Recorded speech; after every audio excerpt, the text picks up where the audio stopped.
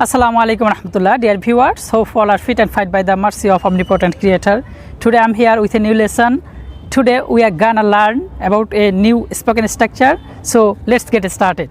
আমি তোমাকে পেয়ে ধন্য। আপনাকে অনুষ্ঠানের প্রধান অতিথি হিসেবে পেয়ে আমরা ধন্য।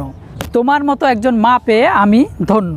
আপনাকে টিচার হিসেবে পেয়ে বা আপনার স্টুডেন্ট হতে পেরে আমি ধন্য। আমরা কিন্তু প্রায়ই এই ধরনের কথাগুলো অনেক বলে থাকি। এই ধরনের কথাগুলো আজকে আমরা শিখবো যে কীভাবে ইংলিশে এক্সপ্রেস করতে হয়। তো চলুন আমরা শুরু করে দেই। তো চলুন আমরা প্রথমে আগে জেনে নেই যে এই ধরনের বাক্যগুলোকে যখন আমরা ইংলিশ করব, ইংলিশ করার জন্য একটা গঠন বা স্ট্রাকচারটা কী হতে পারে। প্রথমে আমরা সাবজেক্ট বসাবো। কী বসাবো? সাবজেক্টে পরে বি ভার্ব নিব। বি ভার্ব বলতে আমরা কী বুঝি? Am, is, are, was, were, যে কোনো একটা নিব। অর্থাৎ প্রেজেন্ট হলে এম, ইজ, আর পাস্ট হলে ওয়াজ বা ওয়ার বসাবো। তাহলে আমরা প্রথমে সাবজেক্ট বসাবো। সাবজেক্টের পরে বি ভার্ব, বি ভার্বের পরে থ্যাঙ্কড টু এর পরে ভার্বের প্রেজেন্ট ফর্ম বসাবো, তারপরে এক্সটেনশন বা অতিরিক্ত অংশ। তাহলে স্ট্রাকচারটা একটু লক্ষ্য করি যে প্রথমে সাবজেক্টের পরে বি ভার্বের পরে থ্যাঙ্কড টু, তারপরে V1, তারপরে এক্সট্রা অংশ। তাহলে আমি যদি বলি আমি তোমাকে পেয়ে ধন্য, তাহলে সাবজেক্টটা কি?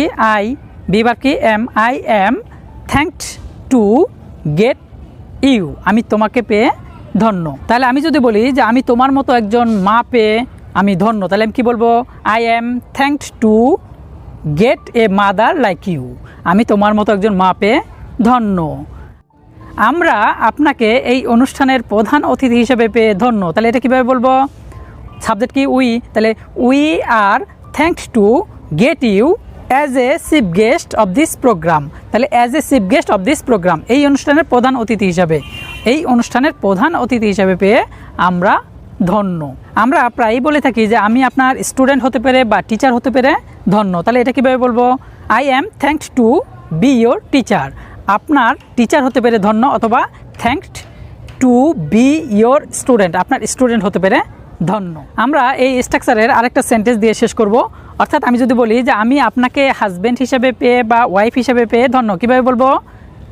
I am thanked to get you as a husband অথবা as a wife. I am thanked to get you as a husband or as a wife, আমি আপনাকে ওয়াইফ অথবা হাজব্যান্ড হিসেবে পেয়ে ধন্য। তাহলে আমরা অবশ্যই এই ধন্য, কোনো কিছু পেয়ে ধন্য বা কাউকে পেয়ে ধন্য হলে এই ধরনের বাক্যগুলো কিন্তু খুব সহজে ইংলিশ করা শিখে গেলাম।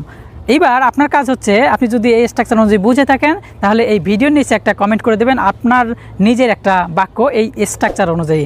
দেখা হবে পরবর্তী কোনো ভিডিওতে। সে পর্যন্ত আমাদের সাথেই থাকুন। ধন্যবাদ সবাইকে। আসসালামু আলাইকুম।